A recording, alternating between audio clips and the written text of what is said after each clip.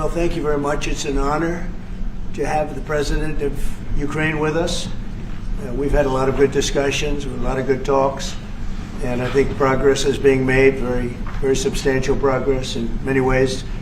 We had a good meeting, as you know, just a short while ago with the President of Russia, and I think there's a possibility that something could come out of it, and today's meeting is very important. We have, I guess, the seven very powerful leaders from Europe, and we're going to be meeting with them right after this meeting, and thank you very much for being here. Thank you so much, Mr. President. If I can, first of all, thank Please. you for invitation, and thank you very much for your efforts, personal efforts to stop killings and stop this war. Thank you. And using this opportunity, many thanks to your wife, First Lady of the United States. She sent a letter to Putin about our children, abducted children, and my wife, First Lady of Ukraine. She gave the letter. It's not to you, to your wife. Oh, I want it. Yeah. So we are saying this sensitive topic. Yes, please. And thanks to our partners, and that you supported this format. That after our meeting, we're going to have leaders who are around us: UK and France, Germany, Italy, Finland, EU, NATO. I mean, all partners around Ukraine supporting us. Thanks to them, and thank you very much for invitation. Thank you very much for being here. President Trump. Do you think it's fair? Yes, Peter, go Thank ahead. you, President Trump. So, President Zelensky, you say in a post on X today, Russia must end this war, which it itself started. President Trump, you say President Zelensky of Ukraine can end the war with Russia almost immediately if he wants to. Which is it? Yeah, I think that's true. I think we're going to have a meeting. I think if everything works out well today, we'll have a trilat. And I think there will be a reasonable chance of ending the war when we do that. And, is this the end of the road for American support for Ukraine? Is today's meeting deal or no deal? I can never say that. It's never the end of the road. People are being killed, and we want to stop that. So I would not say it's the end of the road. No, I think we have a good chance of doing it. It's been almost 4 years now that a lot of people were killed last week. A lot of people last week. I mean, millions of people killed, but a lot of people last week for whatever reason. A big number, a lot of soldiers, on both sides. And I know the president, I know myself, and I believe Vladimir Putin wants to see it ended. And as you met with Putin on Friday, today you've got President Zelensky here. As you listen to Russia and Ukraine, which side has the better cards? Well, I don't want to say that. I'm just here to be. Look, this isn't my war. This is Joe Biden's war. He's the one that had a lot to do with this happening, and we want to get it ended. And we want it to end good for everybody. We want it to end good. The people of Ukraine have suffered incredibly. President Zelensky, are you prepared to keep sending Ukrainian troops to their deaths for another couple years, or are you going to agree to redraw the maps?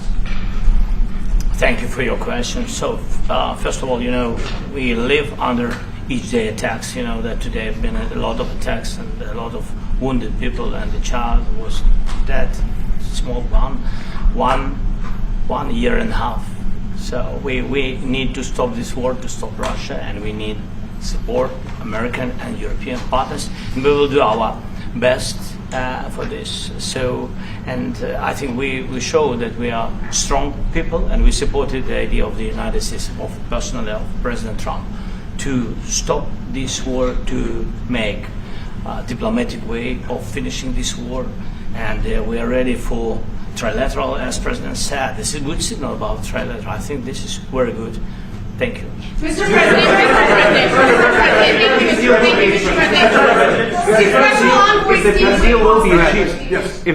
if the peace deal will be achieved, are you going to be willing to send American peacekeepers to Ukraine? Well, we're going to work with Ukraine. We're going to work with everybody, and we're going to make sure that if there's peace, the peace is going to stay long term. This is very long term. We're not talking about a 2-year peace and then we end up in this mess again. We're going to make sure that everything's good. We'll work with Russia. We're going to work with Ukraine, and we're going to make sure it works. And I think if we can get to peace, it's going to work. I have no doubt about it. When your team is talking about Your team has talked about security guarantees. Could that involve U.S. troops? Would you rule that out in the future? We'll let you know that maybe later today. We're meeting with 7 great leaders of great countries also, and we'll be talking about that. They'll all be involved, but there'll be a lot of help when it comes to security. There's going to be a lot of help. It's going to be good. They are first line of defense because they're there. They're Europe, but we're going to help them out also. We'll be involved. Yes. Mr. President, Vladimir Putin mentioned that the war will not end without addressing the root causes of this war. Have you had an understanding what are the root causes of this war? Well, look, the war is going to end. When it ends, I can't tell you, but the war is going to end, and this gentleman wants it to end, and Vladimir Putin wants it to end. I think the whole world is tired of it, and we're going to get it ended. It was, I've done 6 wars. I've ended 6 wars, and I thought this maybe would be the easiest one, and it's not the easiest one. It's a tough one.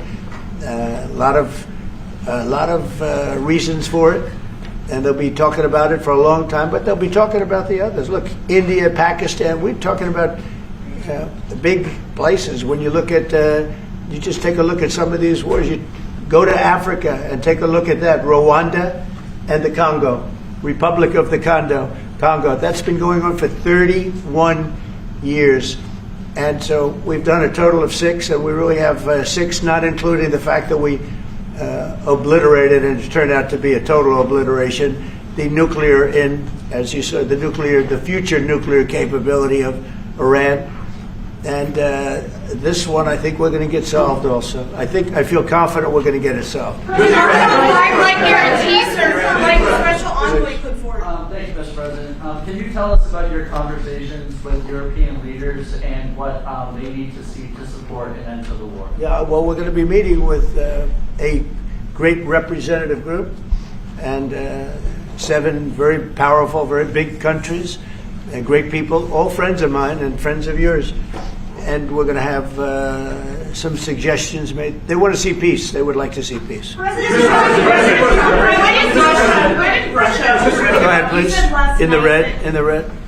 President Trump, do you think it's fair for Ukraine and for Russia to achieve a lasting and durable peace if Ukraine cedes its territories that Russia hasn't yet conquered? Do you think it's a fair peace for Ukraine?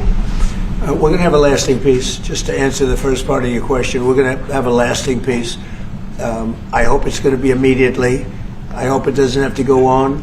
And I think people of the whole world is going to be very happy when that's announced. Yeah, please. Mr. President, you posted on social media, Mr. President, a very touching letter from the First Lady, and the letter was hand-delivered to President Putin, and it calls for an end to the war, essentially, because of the children and the children's future. Why did the First Lady feel that letter was necessary? Was it because she believes that Mr. Putin is the aggressor in the war? Is a similar letter being hand-delivered to President Zelensky? So the First Lady felt very strongly. She's watched the same thing that you watch and that I watch. I see things that you don't get to see, and it's horrible. But when she's got a great love of children, she has a wonderful son that she loves, probably more than anybody, including me. I hate to say it, but she loves her son. She loves children. And she hates to see something like this happening, and that goes for other wars too. I mean, she sees the heartbreak, the parents, the funerals that you see on television. Always funerals. We want to see something other than funerals. No, she felt it was a beautiful letter. It was very well received by him, and she did ask me to say, she would love to see this end. She would love to see it end, and she says it very openly, very proudly, and with great sorrow because so many people have been killed. Last week, Brian, go ahead, brother. Yes, sir. I've got a question for each of you. First of all, President Zelensky. You look fabulous in that suit. I said the same thing. Yeah, you look good. I said the same thing. Yeah. Isn't that nice? That's the one that attacked you last time. See, now he's in. I remember that. I apologize. You look wonderful. No, my first question for you, But President you Zelensky. are in the same suit. You see, I changed. You are not. Maybe yours is much better. Yes, Real please. quickly, upon peace, God willing we get peace, are you open to holding an election in your country? Yes, of course. We are open for election, yes.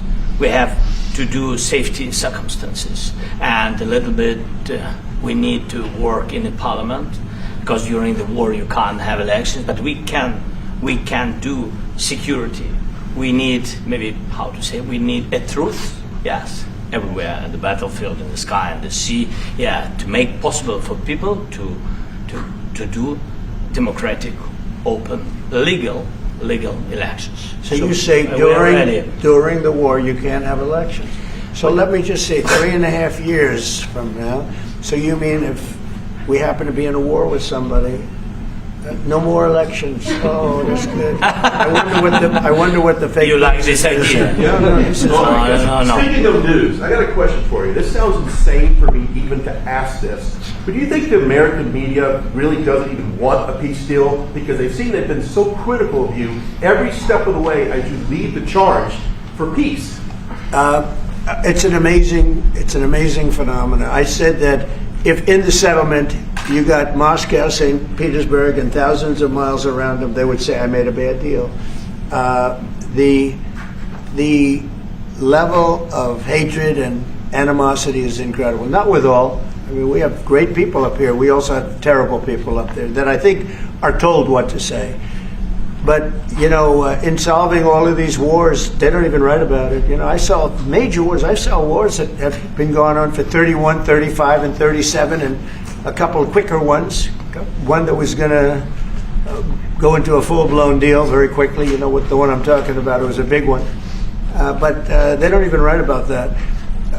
No matter what I do, no matter what, and this is not anything to do with you. It's probably to your advantage in a certain way. But no matter what I do, no matter what deal I make, from my standpoint, you'll come out good.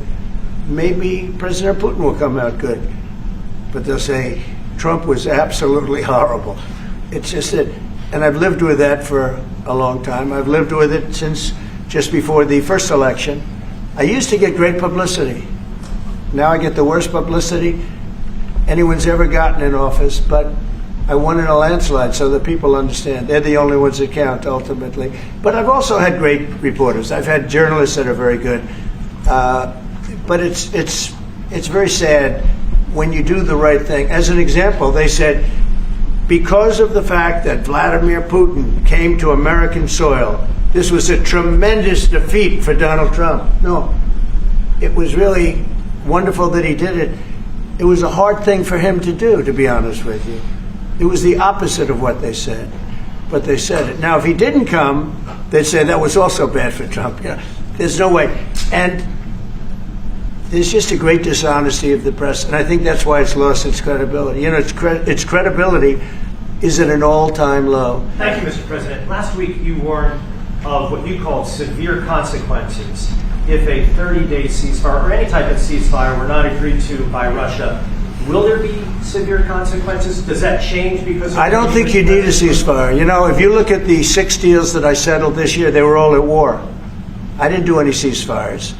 And I know that it might be good to have, but I can also understand strategically why, one country or the other wouldn't want it. You have a ceasefire and they rebuild and rebuild and rebuild, and maybe they don't want that. But if you look at the 6 deals that we made peace and long-term, long-running wars, I didn't do any ceasefires. I like the concept. I like the concept of a ceasefire for one reason, because you'd stop killing people immediately, as opposed to in 2 weeks or 1 week or whatever it takes.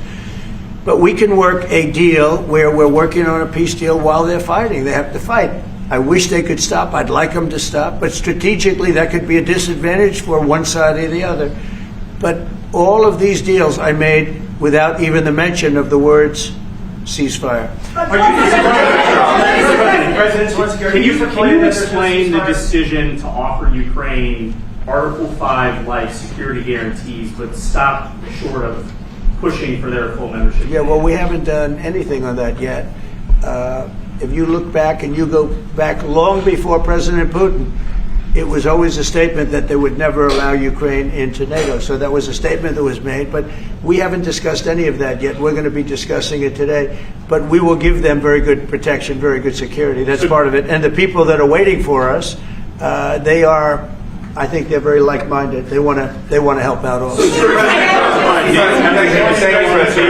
Thank you, President Trump. The United States has already given hundreds of billions of dollars to this war effort in Ukraine. Biden.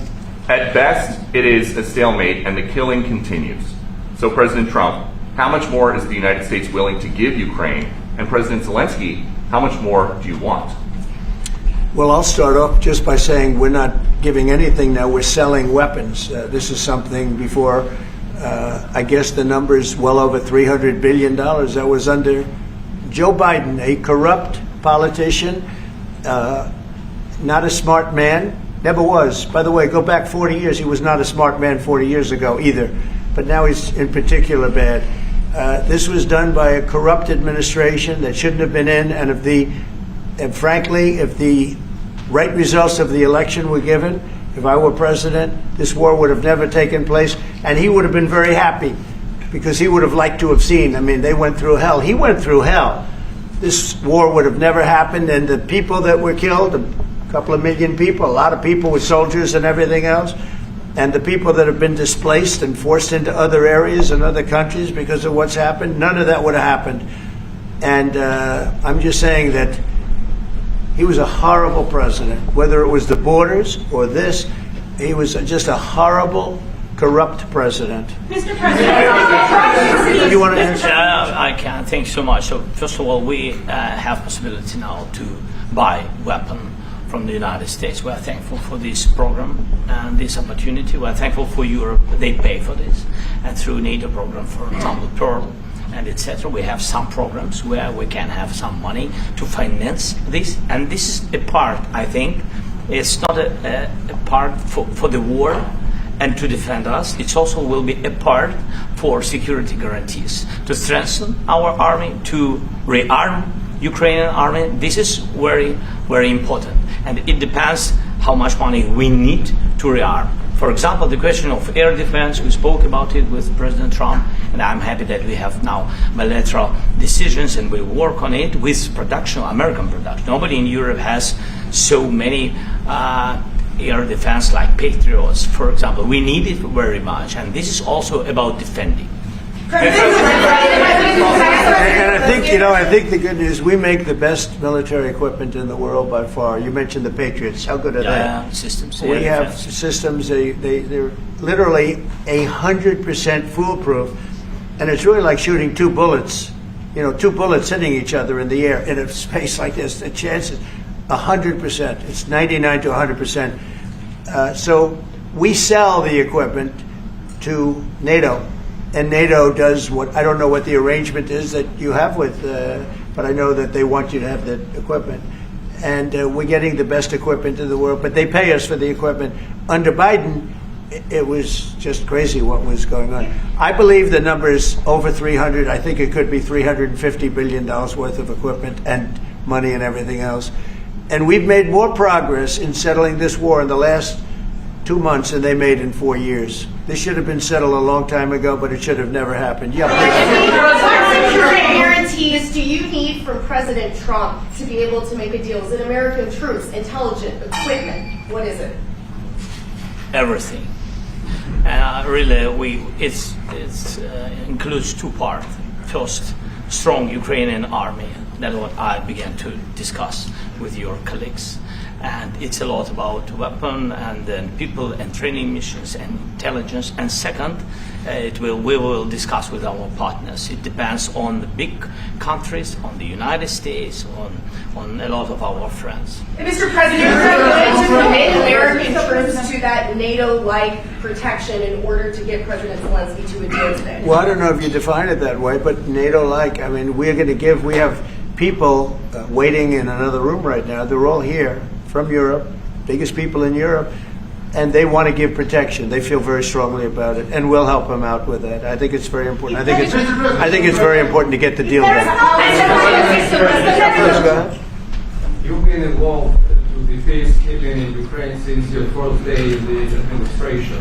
What would you say to the Ukrainian people right now who are suffering under the Russian attacks and hoping that the American people will stand with them? Well, I know Ukrainian people. I've known many over the years. They're great people. They're smart. They're energetic. They love their country. I mean, they love their country, and we want to get this war ended. That's all I can do. I love the Ukrainian people, but I love all people. I love the Russian people. I love them all. I want to get the war stopped. Very important. Mr. President, was there any aspect of your discussion with Vladimir Putin that left you disappointed? Look, we just spoke to, I was just telling the president, I just spoke to President Putin indirectly, and we're going to have a phone call right after these meetings today. And we may or may not have a trilat. If we don't have a trilat, then the fighting continues. And if we do, we have a good chance. I think if we have a trilat, there's a good chance of maybe ending it. But he's expecting my call when we're finished with this meeting. Thank you very much, everybody.